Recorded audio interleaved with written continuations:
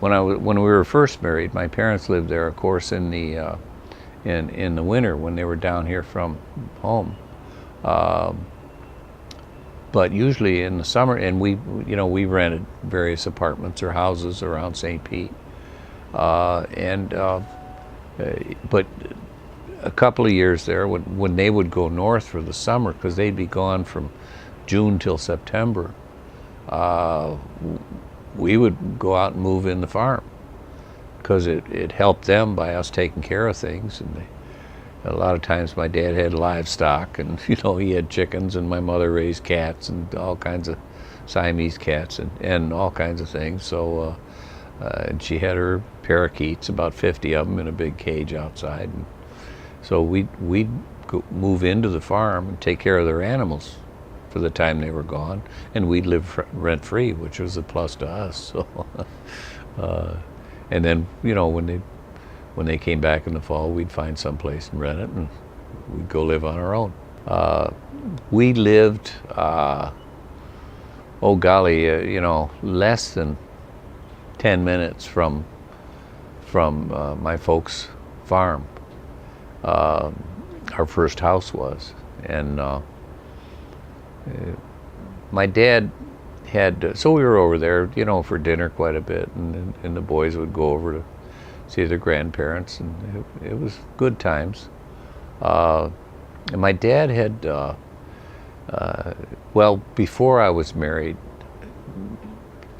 and Dad had first bought the place, there was a beehive sitting at the back of the property, just sitting there by itself, and it was vacant. So my dad had cleaned that all out and built some new frames to hold the honey, and got it all reconditioned. And he was thinking about buying a hive of bees, but he had never gotten around to it. And I remember one day we saw a swarm of bees in one of our orange trees out in the grove, and it was a big ball of bees in this tree, apparently, surrounding a queen. So Dad and I got out there with the ladders. I held the branch while he cut it off, and we cut this branch that had this hive of bees on it, and out of this orange tree, and very gingerly carried it back to a couple 100 yards where the hive was. Took the lid off and just laid the branch full of bees across the top of that. Well, sure enough, they went into the hive. So after a day or two, I think it was the next day, we took the branch off and put the lid back on, and we had our hive. Well, that went on for a good long while, and my dad said he was afraid that it might be full of honey and it should be harvested. Neither one of us knew anything about bees. And, like men with reading instructions, we didn't want to be bothered with getting a book on it. We thought we could figure it out. And my dad had seen his father or grandfather working with bees when he grew up on a farm in Canada. So we thought we'd try it. And so we got suited up one evening just around dark, and we were going to go out and get that honey out of that hive. And we had a couple of my mother's old hats and nets and gloves and pants tucked in, socks, and all bundled up, ready to go out there. We got out there, and I took the lid off the hive, and my dad lifted one of the frames out, and sure enough, it was full of gooey old honey, but it was covered with bees too. So he said he had seen his father do it, and he took his hand to wipe the bees off of it, and that was working out fine. And he got the card out, put that aside, and put an empty one in its place, and got the next card, and he was wiping the bees off. Well, he had gloves on and long sleeves, and I think a rubber band there or something, but he had left his wristwatch on underneath. So a bee had somehow worked its way under the glove and under the sleeve and under the watch. And when he moved his hand, it pinched the bee or trapped the bee between the watch and his wrist, and the bee stung him. So my dad reacted, ouch, he reacted to the bee sting as anybody would, but that movement and that slap was like an explosion. That set the bees off.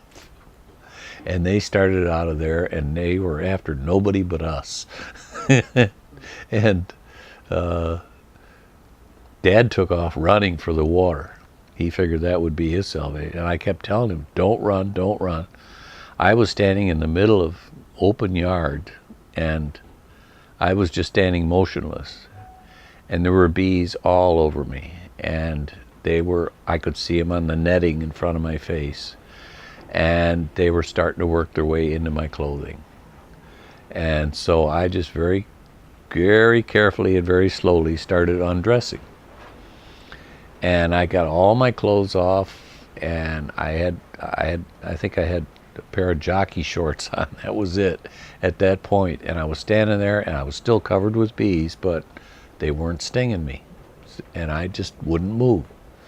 Well, my dad had run for the water, and that wasn't working too good, so he circled around and he headed back.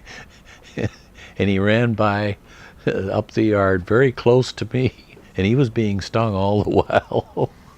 And loudly telling me about it. And when he ran by me, it was like getting hit in the face with a whip made out of barbed wire. I mean, it was just, they hit me, that swarm of bees hit me in the face, and it hurt bad. I mean, I just got stung and I don't know how we got away from the bees, but we had a screen porch on the side of their house, and he and I somehow got in the screen porch without too many bees with us, and got away from them.